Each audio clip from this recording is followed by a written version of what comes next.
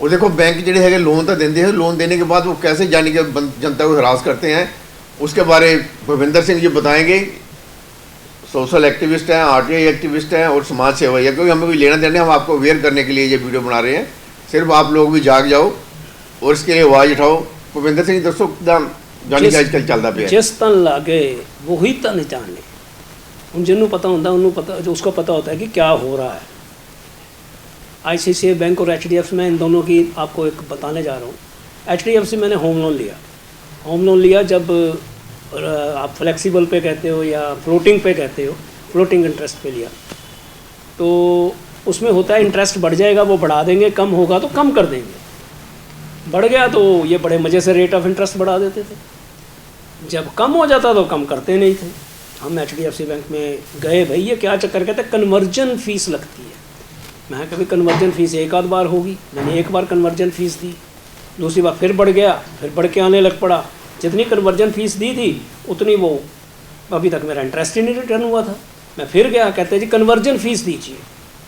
वो हर बार conversion fees का रौला डालने लग पड़े। अब मैं क्या करता, मैंने सोचा कि 2000 रुपये कन्वर्जन फ़ीस देता हूँ, इंटरेस्ट छूटता है 1500 रुपये, तब फिर बढ़ जाता है, ये फिर बढ़ा लेते हैं। तो मैंने बंद कर दिया कन्वर्जन फ़ीस देना। मैंने कहा ठीक है, अब ये भुगतना ही पड़ेगा, पहले इनको पूरा लोन चलने दूँ, फिर इन बिटवीन मैंने इनको लेटर्स भी दिए इस बारे में, मगर इन्होंने कोई जवाब नहीं दिया। जो लेटर्स की कॉपियाँ मेरे पास पड़ी हुई हैं, जिसको चाहिए होंगी मैं मुहैया भी करवा दूँगा। मेरा लोन पूरा हो गया तो मैंने चुपचाप पहले इनसे अपने कागज़ निकलवा लिए, मगर कागज़ भी क्या थे, मुझे पुड्डा से भी निकलवाने थे। जब पुड्डा में गया तो वहाँ आईसीआईसीआई का फर्रा पड़ा हुआ, क्योंकि आईसीआईसीआई मैं होम लोन लेने इनसे पहले गया था। तो मैंने पूछा जी आईसीआईसीआई क्या है, कहते जी आपका कोई उन्होंने अलॉट किया होगा लोन। मैंने कहा लिया तो नहीं मैंने। कहते मगर हमारे पास तो है, आप उनसे भी लिखवा कर लाओ। मैं आईसीआईसीआई गया, वहाँ से बड़ी मैंने पहले जब अलॉट नहीं हुआ था तो मैंने उनसे 2300 रुपये बड़े लड़ झगड़ के वापस लिए थे जो मैंने उनको दिए थे। वहाँ भी झगड़ा हुआ था, कारपोरेट सेक्टर। फिर जब अपना ये कागज़ लेने गया उस पर भी मुझे रास्ता ना दे, फिर वहाँ फिर झगड़ा हुआ, कसून मुक्का होने लगा जी। पंजाबी है यहाँ तो मावा भैन गल्लां भी निकलनी है, फिर तो 10 चक्कर लगाऊंगे तो। फिर वो मैनेजर बाहर आ गया, कहता सर बोलिए क्या बात है। मैंने कहा ये बात है। इनका तरीका बहुत बढ़िया, फिर मीठे आ जाएंगे आपके पास मीठे मिठाइयाँ लेके आ जाएंगे।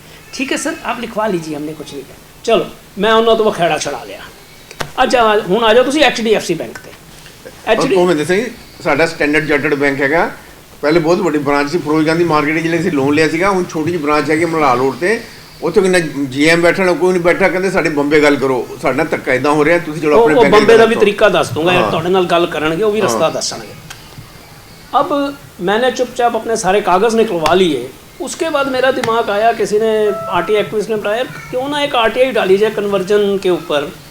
आप किसे डालें ये समझ ना आई। फिर हमने सीधे मालिक को डाल दिया, अशोक पारेख इनका है एचडीएफसी का डायरेक्टर या मालिक, हमने उसको डाला। वेट किया 6 महीने, कोई जवाब नहीं।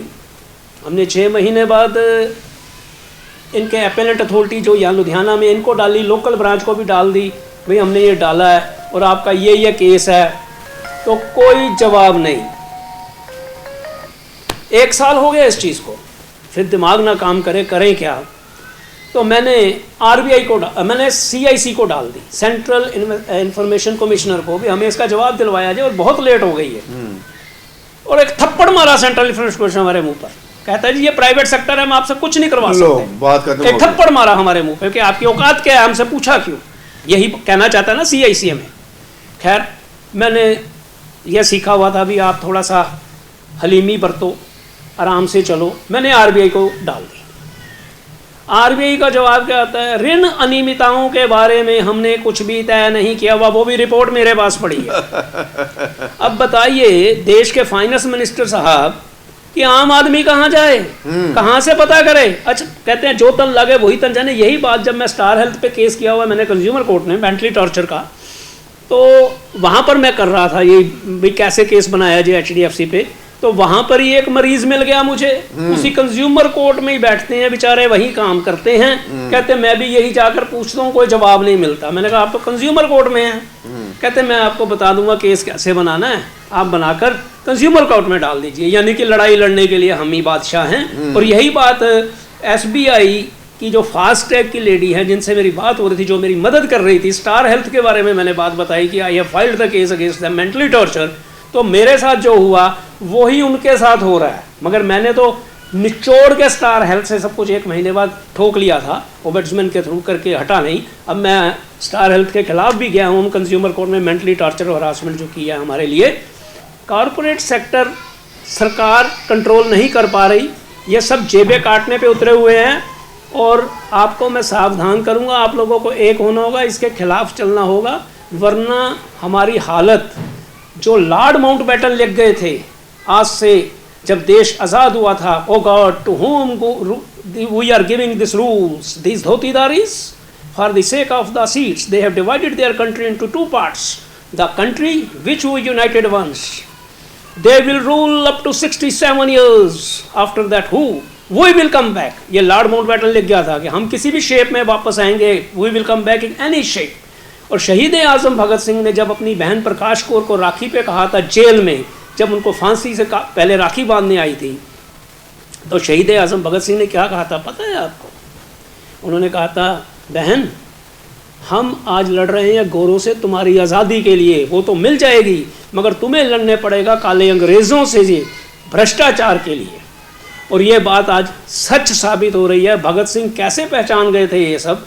क्योंकि उन्होंने उस टाइम आरएसएस और मुस्लिम लीग का उदय देख लिया था और वो समझ गए थे कि ये देश को तबाह करके छोड़ेंगे। मुस्लिम लीग ने पाकिस्तान तबाह कर दिया, ये आकर आरएसएस वाले अब हिंदुस्तान तबाह करने पे तुले हुए हैं। हमें न्याय नहीं मिल रहा, कहने को राम लाए हैं मगर राम राज्य नहीं लाए, राम की मर्यादा नहीं लाए। कॉरपोरेट सेक्टर को खुली लूट मचाने की इन्होंने छूट दे के रखी हुई है।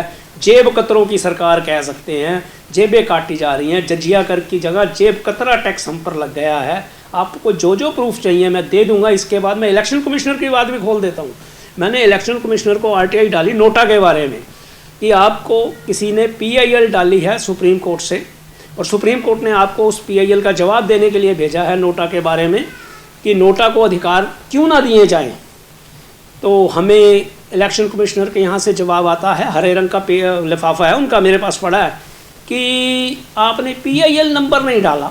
भाई साहब गूगल पे पड़ा हुआ है, गूगल पे साफ आ रहा है किस आदमी ने डाली है, पीआईएल नंबर नहीं है, किस आदमी ने डाली है, कब डाली है, सुप्रीम कोर्ट ने फॉरवर्ड की हुई है। तो आप हमसे पूछ रहे हैं पीआईएल नंबर नहीं डाला हुआ।